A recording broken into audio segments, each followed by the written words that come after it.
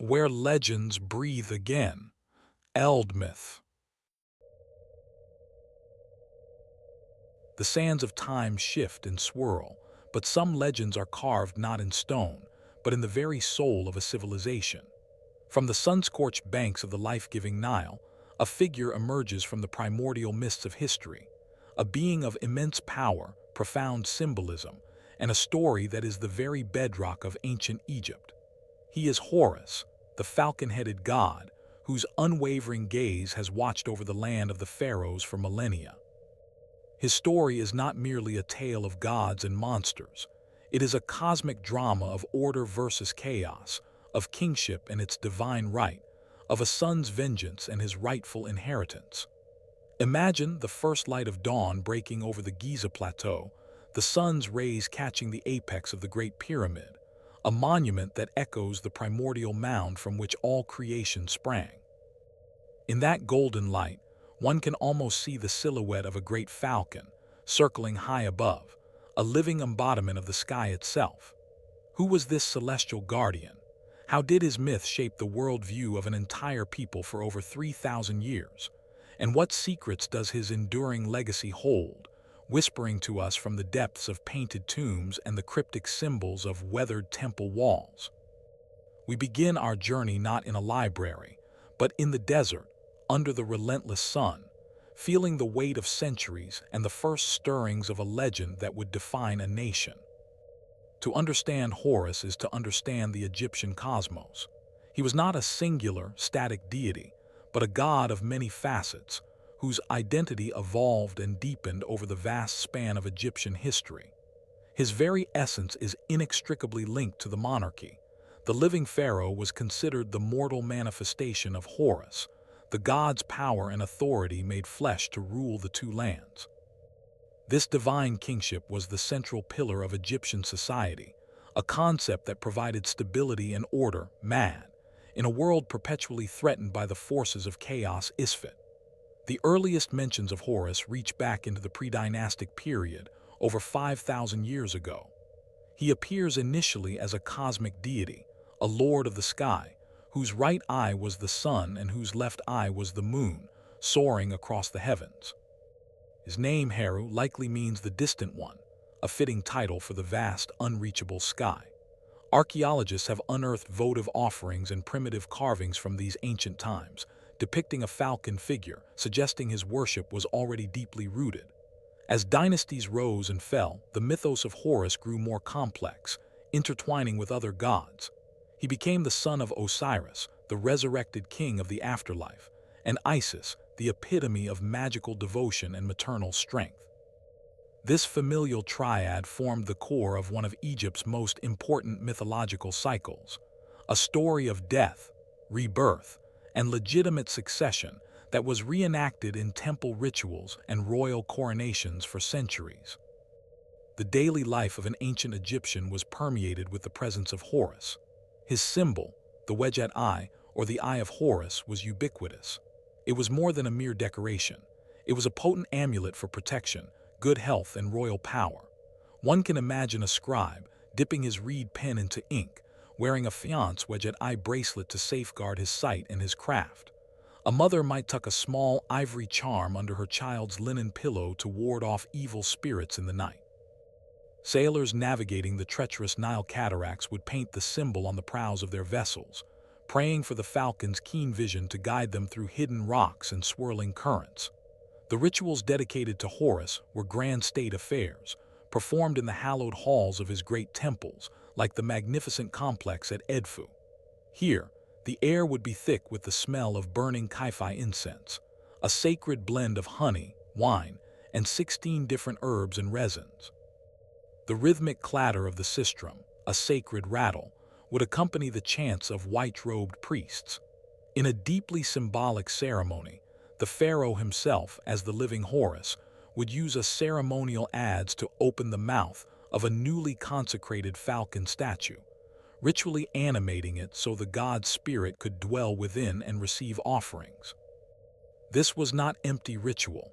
It was the continuous maintenance of cosmic order, a reaffirmation of the bond between the god-king and the divine, ensuring the Nile would flood, the harvests would be bountiful, and chaos would be kept at bay. The central, defining myth of Horus is the epic conflict known as the contendings of Horus and Set. It is a story of murder, vengeance, and the long, arduous path to kingship. Our tale begins not with Horus, but with his father, Osiris, the wise and benevolent ruler of Egypt. Osiris was murdered by his own brother, Set, the god of chaos, storms, and the barren desert. In a gruesome act of treachery, Set tricked Osiris into laying in an exquisitely crafted coffin, sealed the lid, and cast it into the Nile. The coffin drifted far away, eventually coming to rest in the land of Byblos. The grief of Osiris's wife and sister, Isis, was monumental. With her powerful magic and unwavering devotion, she searched the length of the Nile, recovering her husband's body. But Set, in a fit of rage and fear, discovered the corpse and dismembered it, scattering the 14 pieces across the length of Egypt. Undeterred, Isis, with the help of her sister Nephthys, embarked on a sorrowful pilgrimage, finding every piece of Osiris save one. Using her magic, she reassembled him and, transforming into a kite, fanned the breath of life back into him long enough to conceive their son and heir, Horus. Isis hid herself and the infant Horus deep within the papyrus swamps of the Nile Delta, a place known as Chemes. This was a time of profound vulnerability. The air was thick with the hum of insects and the croaking of frogs, the dense thickets of papyrus and reeds providing a fragile sanctuary from the ever-searching eyes of Set. Isis raised her son in this hidden world, a god-child destined for a throne, yet living like a fugitive among the marsh dwellers. She taught him of his birthright, of his father's murder, and instilled in him the burning purpose of vengeance and reclamation. The myths tell of miraculous protections. Scorpions and serpents, creatures of the marsh, stood guard over the divine child. In one story, a venomous serpent bit the young Horus. His mother's cries of despair reached the heavens, and the sun god Ra, pitying her, sent the god Thoth, the master of magic and wisdom, to heal the boy. Thoth spoke powerful incantations, neutralizing the poison, a testament that the cosmic powers themselves were invested in the survival of the rightful heir. These childhood years were a crucible, forging Horus's resilience and his unshakable sense of justice. He was not just a prince in exile. He was a spark of order nurtured in the heart of chaos, waiting for the moment to flare into a conquering flame. When Horus came of age, he journeyed to the divine tribunal, the assembly of the gods presided over by the sun god Ra himself. Before the Ennead, the 9 great gods, Horus, with the fierce determination of youth, laid forth his claim. As the direct son and heir of Osiris, the throne of Egypt rightfully belonged to him. But Set was a formidable adversary. He stood before the council, powerful and mocking, his voice like thunder. He argued that he was the stronger god, the one capable of defending the solar bark of Ra from the serpent of chaos, Apep. He claimed that Horus was but an untested boy, and that the throne should go to the strongest, not necessarily the one with the most direct lineage. The gods were divided. Some, like the wise Thoth and the maternal Isis, supported Horus's legal claim. Others, intimidated by Set's raw power or swayed by his arguments, leaned towards the god of chaos. The debate raged for years, 80 years according to some texts, a celestial stalemate that reflected the eternal struggle between the fertile black land of the Nile and the destructive red land of the desert. The tribunal became a stage for a series of incredible contests and duels, each more bizarre and dangerous than the last, as the two gods vied to prove their superiority. The contests between Horus and Set were as cunning as they were violent. In one infamous episode, Set challenged Horus to a race in stone boats on the Nile. Horus, however, built his boat not from solid stone, but from wood covered in plaster and painted to resemble stone. When they launched, Set's heavy boat sank immediately, while Horus's vessel floated perfectly. Enraged by this trickery, Set transformed himself into a massive hippopotamus and attacked Horus's boat, attempting to capsize it. In another brutal encounter, the conflict turned sexual and deeply personal. Set violated the younger god, an act meant to humiliate and dominate him, to establish superiority in the most degrading way. But Horus, with his mother's cunning, turned this violation into a weapon. He caught Set's seed in his hand, and with Isis's help, tricked Set into consuming lettuce that had been contaminated with Horus's own seed. When the gods called upon the semen of each to testify as to who was dominant, the voice of Thoth called it forth. Set's seed answered from the depths of the marsh, proving it had been powerless.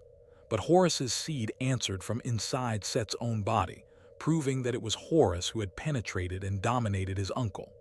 This magical and shocking reversal demonstrated that strength was not merely physical, but also intellectual and spiritual. The most pivotal and tragic moment in the conflict was the mutilation of the eye of Horus. In a ferocious battle, perhaps a direct physical confrontation, Set managed to gouge out Horus's left eye, the lunar eye. He tore it into 6 pieces and scattered the fragments.